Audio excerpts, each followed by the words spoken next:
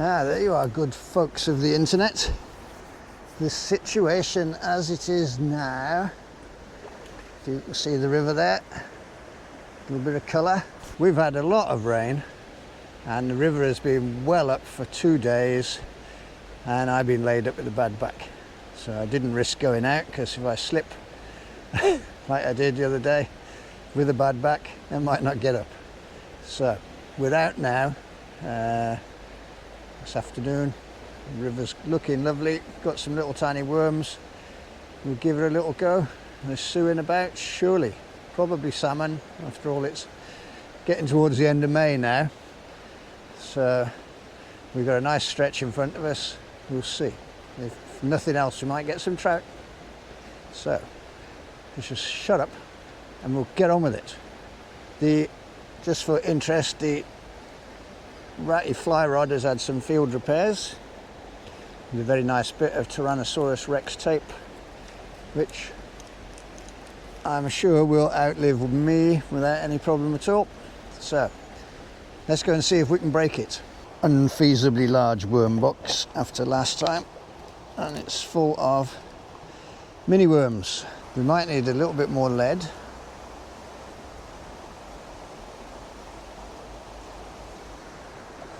We'll have a go and see. Certainly this little pool, we're probably okay.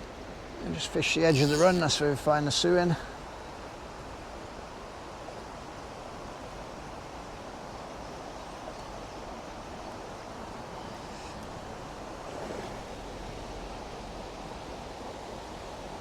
Now the visibility here, whoop, nearly fell in again already, is not that bad actually. It's pretty, what I would call clear.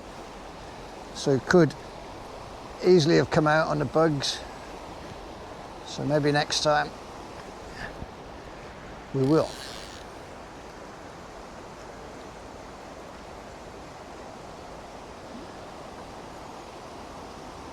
But right now we've got worms, so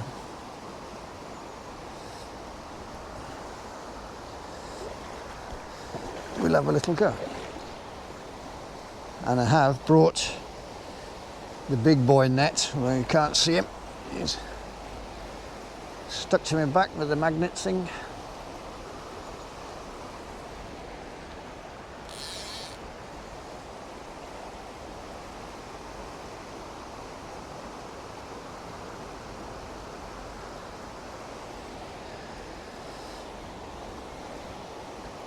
Now that run over there towards the pipe has given me lots and lots of sewin in the past. So it's well worth a couple of run-throughs.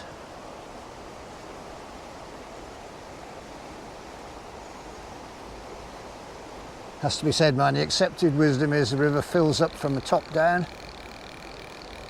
So these fish in May may well run as hard as they possibly can.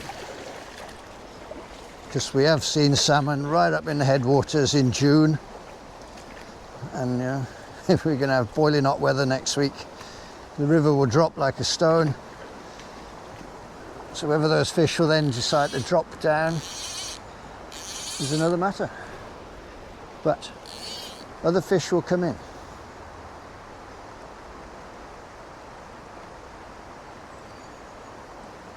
And I haven't had a sewin on a worm for a good while, so it's all been bugs, bugs, bugs. So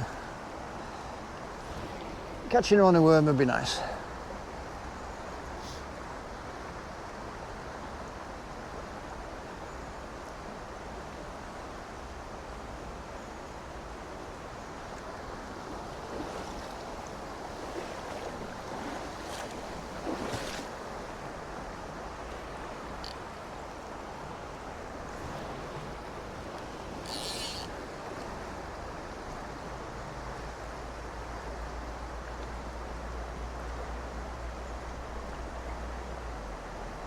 Always fish these close in runs first, because I've had good salmon almost under the feet in the past. So if you're one of those who just jumps in the water and wades out and casts to the far bank, you could be missing out.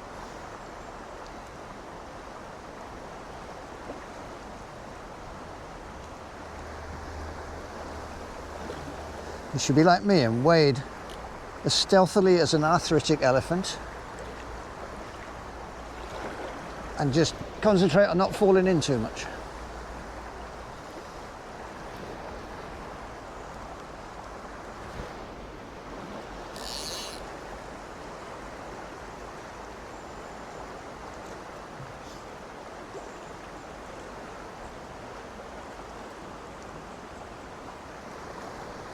Or even at all.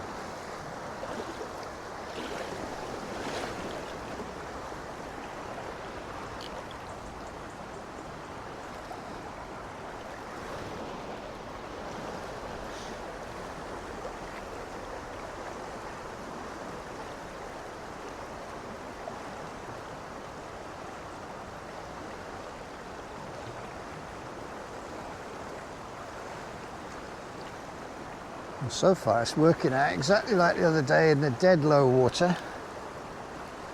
You'd have thought there'd be plenty of trout around. Apparently not.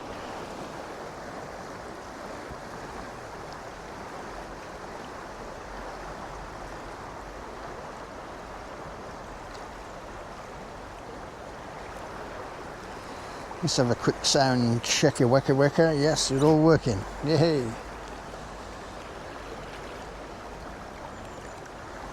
I don't want to get halfway through and find out I've unplugged you.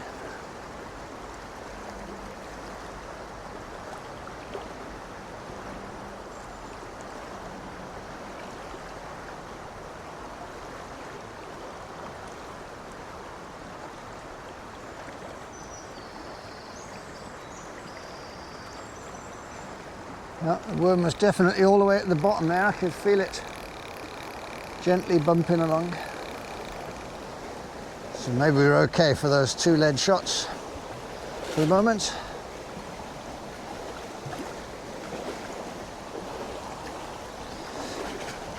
After all, the idea is to trundle the worm through as if he's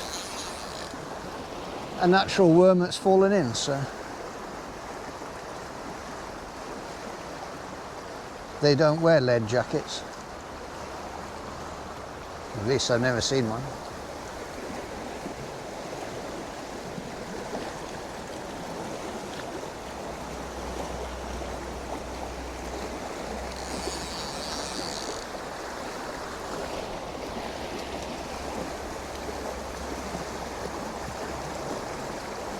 It seems it's a nice, slow, relaxed method.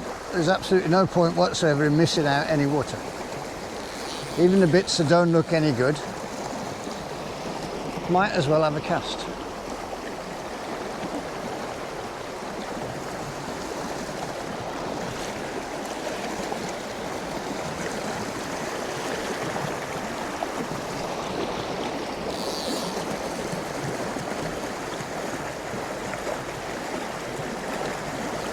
And on this river we don't allow spinning of any sort until June, and then you've got to have the regulation single hooks, which do mean a lot of missed fish, but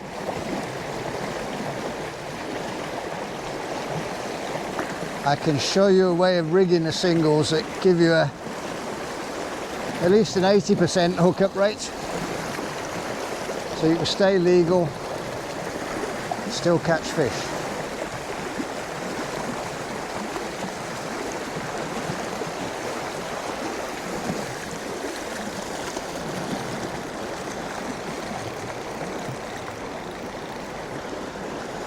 Because when I first started rigging rapalas, for instance, with singles, the first day out I hit 5 fish.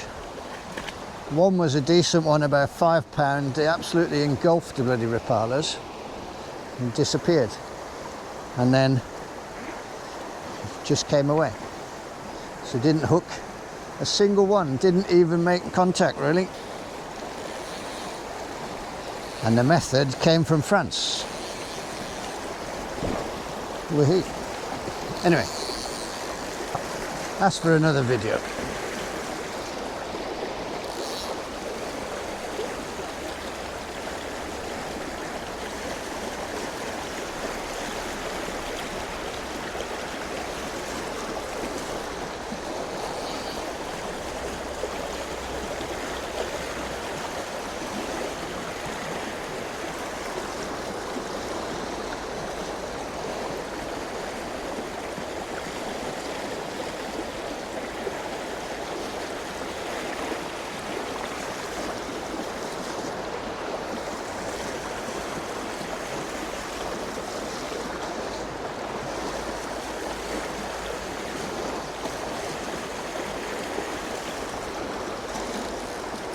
Up, snagged on that big carpet thing now.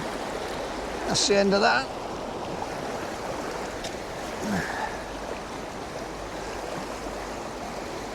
Okay, re-rig time. You're back.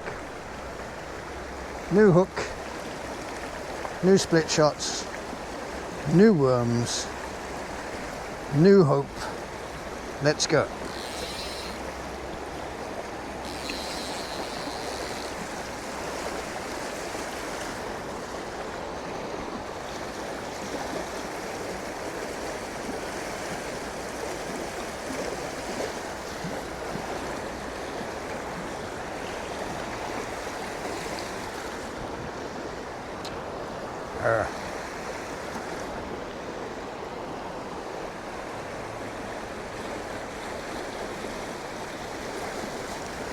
Oh, I thought that was one then.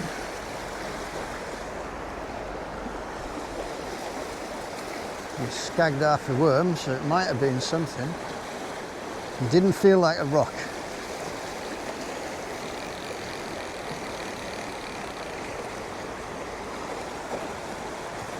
If it's a salmon, we might be in with a chance because they're a bit dim.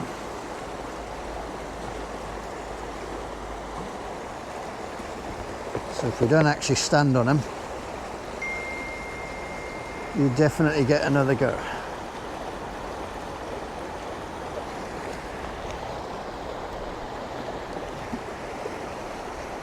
fact, sometimes I think you could stand on them.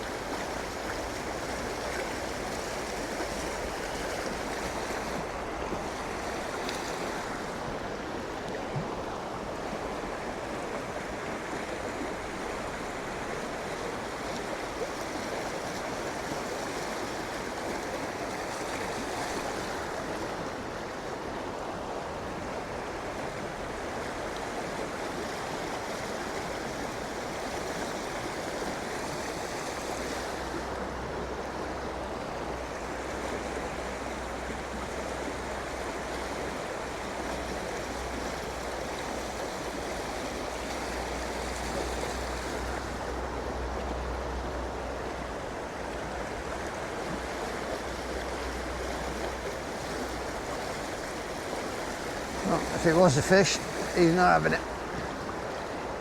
Oop, crap cast.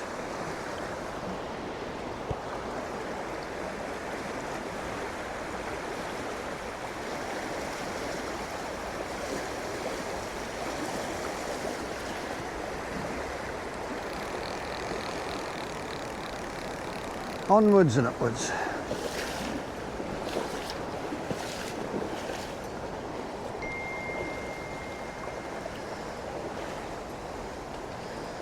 There's a lot of binging going on in the old phone thing for a fishing trip.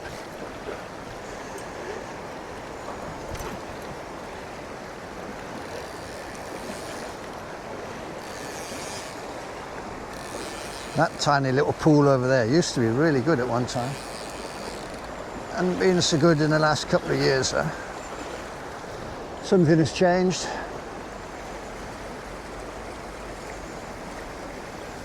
It does not take much to make a little backwater go from spectacularly good to crap.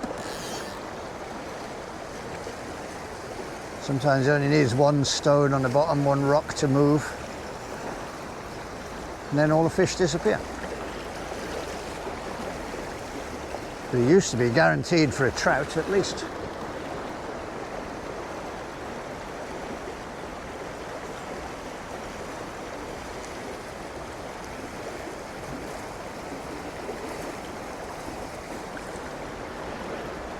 And now there's nothing.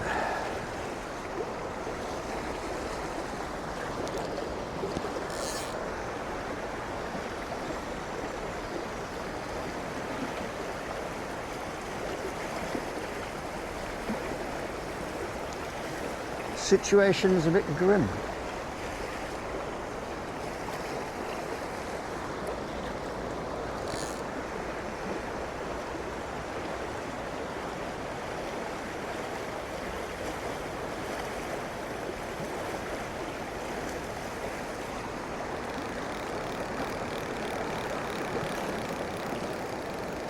Anyway, we're going up there.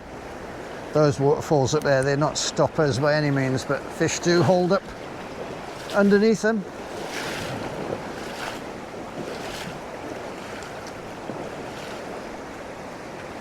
And this sort of thing here, which right now is no problem whatsoever, would be a real problem in a much bigger flood if you hook a fish up there where I'm pointing. Are you concentrating? Hook a fish in that pool there. I've had fish, I think I've had 3 double-figure fish out of that tiny little weir in front of us.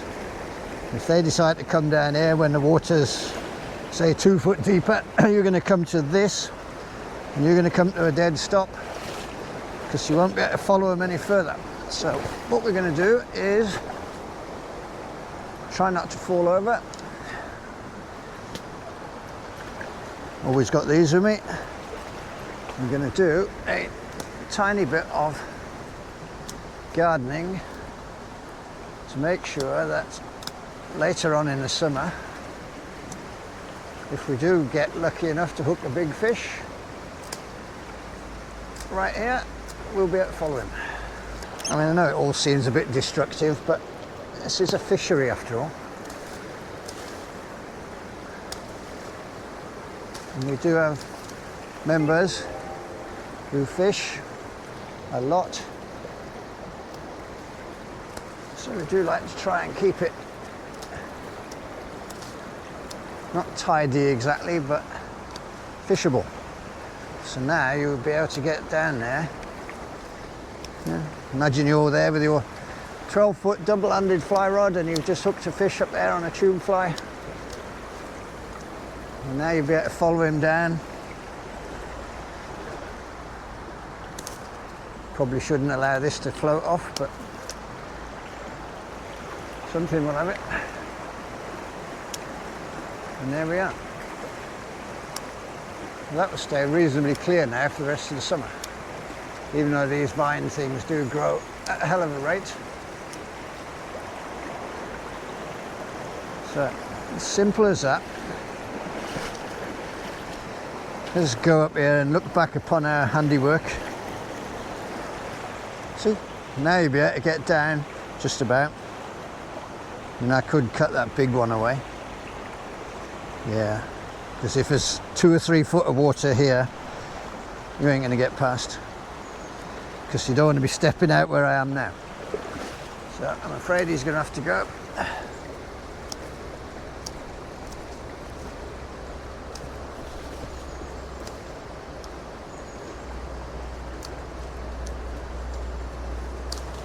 I'm pretty sure there are no bird's nests in this twig.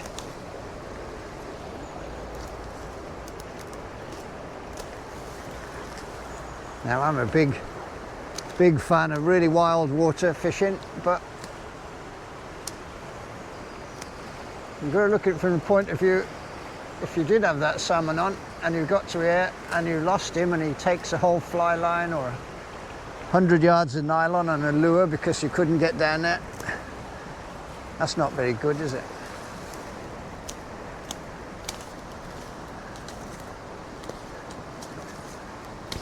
Because you shouldn't really fish anywhere where you don't have a chance of landing a fish.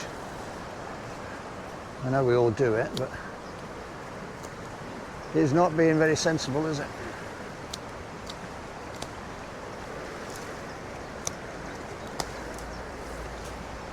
None of us can really resist a cast into those spots that are a bit dodgy.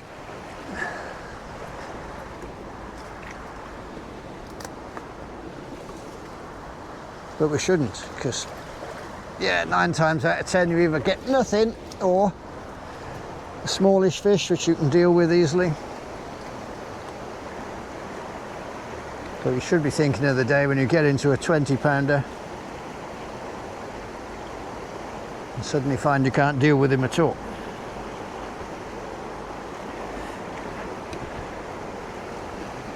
Anyway, that's enough bloody preaching for one day. You didn't come here to be lectured on gardening. It's just an aside.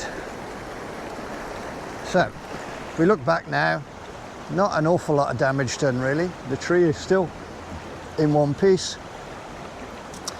It's just you can creep down now and climb around there, and you've got another. I've had fish run from up there above that weir straight down and around the corner in one go. You can't follow those if there's a garden in the way, and you just end up losing them and your lures, and they don't do the fish no good. So anyway, enough, stop talking to Egypt. They don't care. Most of them are sea fishermen anyway. So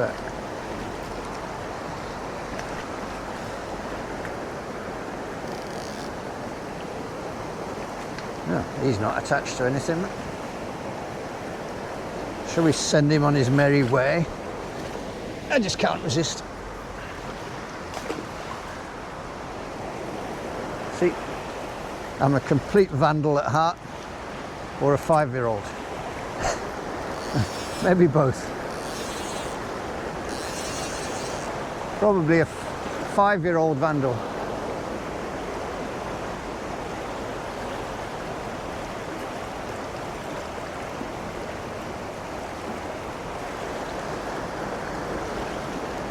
And surely there's a fish in there.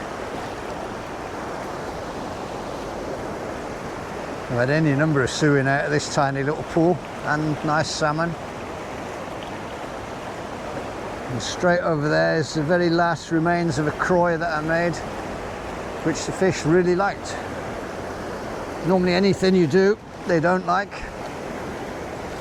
Like these steaks, for instance, are the remains of a log croy. They didn't like that.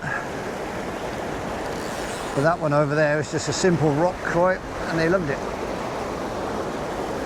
Right up until they didn't.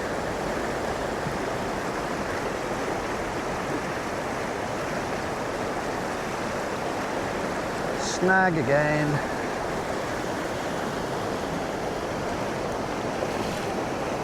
Oh, snag off. The snag is fighting back. What are we? Ah, I've caught a left-handed sock. Look at that, it's huge. Give me that thing back.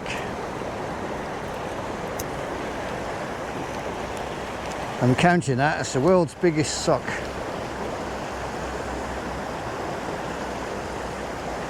Shall we let him go? Let's see how big he is.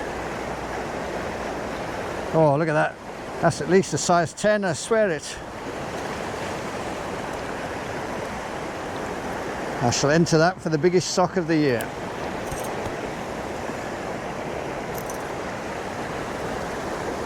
Of course, I shall enter myself biggest idiot of the year. I shall win easily. Anyway, seriously folks, just the other side of that rock where the sock was, perfect water. Exactly where you find a fish lurking, or not. I think the theme for today is not.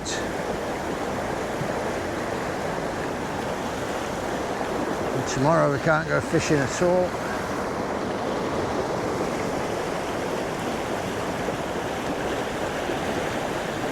So at least we're out for a little go. But we can't even buy a bite.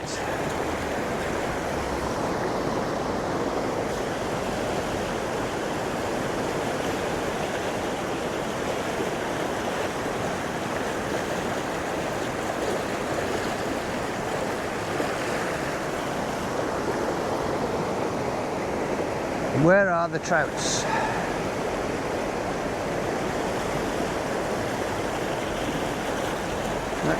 one more run through.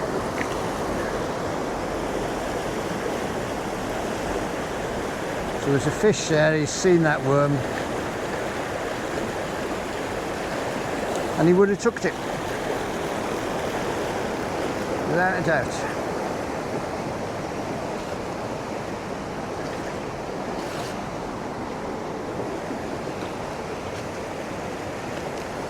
Are we working? We are. We're not sure how long to give this. If we're not getting any bites at all, I mean the river does switch on and off.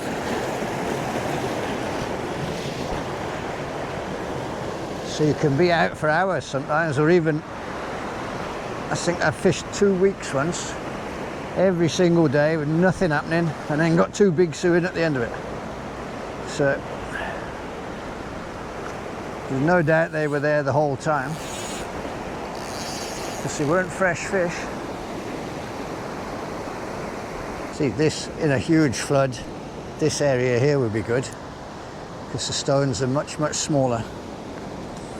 Not exactly pea gravel, but definitely be slower water on here, so you would fish from on there. If the water level, see the water level up there is quite a lot, just fish your worm right in front of you. Or if you creep up there, fish a fly over this, good chance of picking up a salmon or a sock. They both begin with S. What if you had a sockeye salmon? Just to confuse everyone.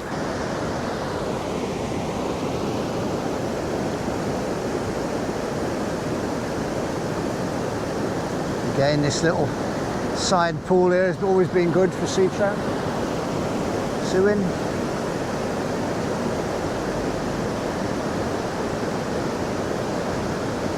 Snags.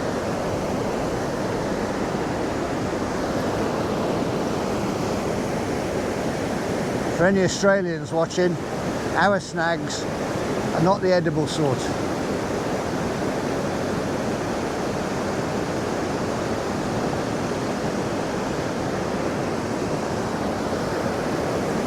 At least I wouldn't want to eat a cocktail of rocks and socks.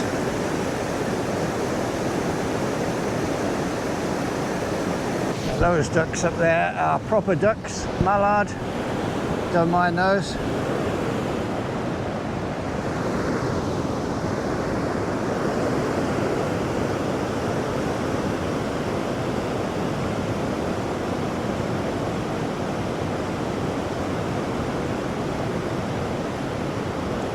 So we can bypass this wheel, look, and just go around the side.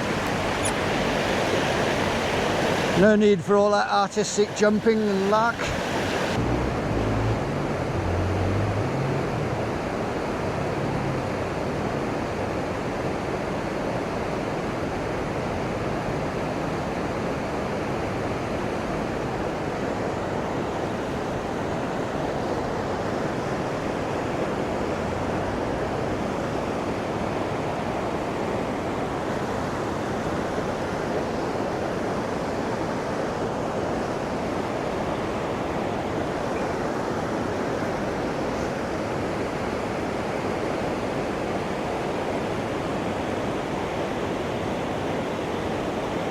I know that was short and ridiculously unsuccessful, we didn't even get a bite, but that 200 metres of water is about as much as my back is going to allow me to do. So the only thing I can do is go home, have tea, either come out again later or Friday. I'm sure we've got more rain coming, and then it's going to be hot. So we'll be mullet, or hounds, I don't know. We'll see what everybody wants to do, or what I want to do, or anybody anywhere wants to fancy doing. I don't know. Anyway, I'll make a change from being wet. Toodle pip, ta-ta for now.